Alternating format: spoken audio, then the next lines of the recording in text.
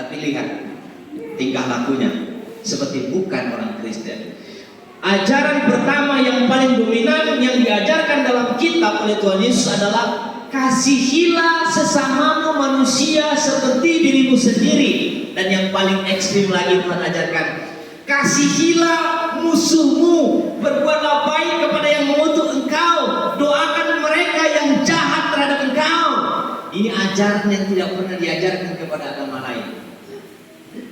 Nah, ini Bapak Ibu Saudara. Makanya Paulus merasa bangga dengan yang dilakukan. Dikatakan, dan aku telah menganiayai pengikut-pengikut jalan Tuhan sampai mereka mati. Ayat 4. Laki-laki dan perempuan kutangkap dan kuserahkan ke dalam penjara. Tentang hal itu, baik imam besar maupun majelis tua-tua dan dapat memberi kesaksian. Dari mereka aku telah membawa surat-surat pembelaan Rasul Paulus. Dia berkata bahwa yang dilakukan itu adalah benar. Karena yang memberikan perintah adalah majelis untuk menangkap murid Yesus. Yang memberikan perintah adalah pengurus agama. Maka dia berpikir dia sedang melakukan tugas Tuhan. Bapak Ibu Saudara yang terkasih, ada banyak orang Kristen salah paham tentang menjadi hamba Tuhan atau yang melayani Tuhan seperti Paulus.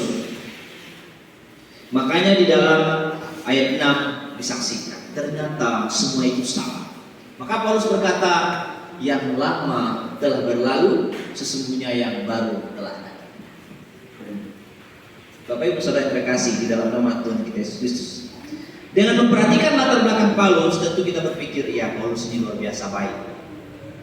Padahal pemahamannya tentang melayani Tuhan salah. Makanya banyak orang berkata, yang penting pelayanan. Kita sudah melakukan tugas Tuhan. Yang penting ibadah. Kita sudah melakukan tugas. Yang penting. Padahal orientasi kita ibadah adalah membawa pribadi kita yang penuh dengan dosa ini meminta pengampunan kepada Tuhan. Itu tujuan kita ibadah. Supaya kita bisa berkomunikasi dengan Tuhan. Kita boleh menyembahnya, kita boleh memujinya. Jangan melihat kanan dan kiri. Karena pertanggungjawaban keselamatan pribadi. Bapak Ibu Saudara terkasih di dalam nama Tuhan kita Yesus Kristus. Apa yang terjadi ketika Paulus bertobat?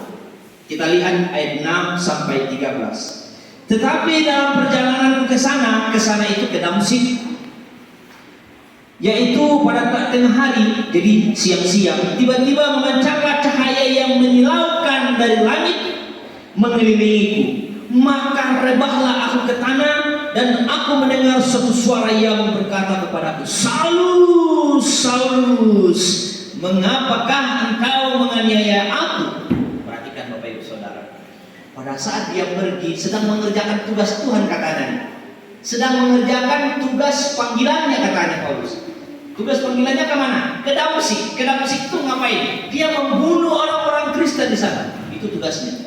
Dalam perjalanannya ternyata tiba-tiba ada cahaya. Sehingga membuat Paulus tidak melihat jalan lalu jatuh. Akhirnya matanya buta.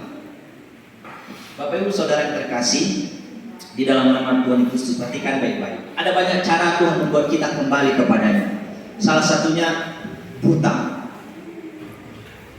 Ada cara yang Tuhan lakukan untuk membawa kembali umatnya percaya dengan cara membuat dia jatuh sakit, dengan cara membuat dia buta, dengan cara membuat dia mengalami kecelakaan, dengan cara membuat dia mengalami penderitaan, dengan cara membuat keluarganya berantakan, dengan cara membuat keluarganya mengalami kesulitan. Pertanyaan saya, apakah hal itu membuat kita memandang Tuhan itu membenci keluarga atau kita?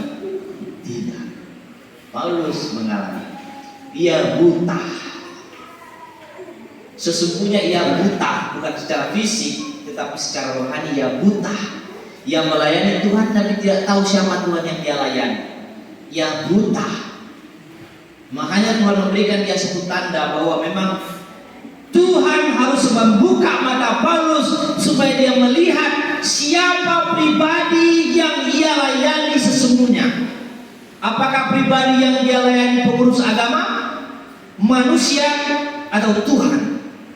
Pada saat dia jatuh, Tuhan berkata, Paulus, Paulus, Saulus, Saulus katanya. Ayatnya yang ke-6 tuh ya.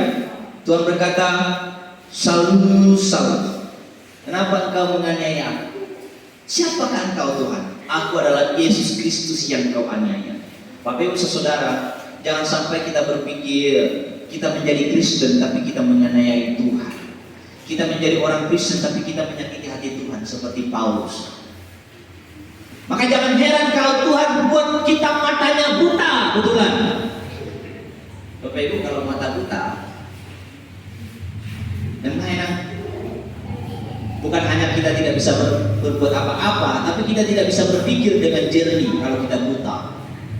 Kita tidak bisa masak, tidak bisa makan, tidak bisa nonton TV, debat presiden, tidak bisa melihat mata, tidak bisa melihat wajah keluarga yang kita kasihi. Pokoknya tanpa mata kita kehilangan kehidupan yang sesungguhnya. Paulus mengalami buta sejenak. Bapak Ibu, ada yang mau buta di sini? Apakah kita perlu dibutakan Tuhan untuk kembali dan bertobat? Apa kita mau yang lain? Atau yang lebih ekstrim lagi? Ada orang sampai mengalami kecelakaan, patah kakinya baru dia bertobat. Bayangkan, sudah tidak bisa melayani lagi, baru dia bertobat. Tolong saya mau melayani Tuhan, saya mau bertobat, saya sudah tak mau lagi berdosa, tak mau lagi mabuk-mabuk, tak mau lagi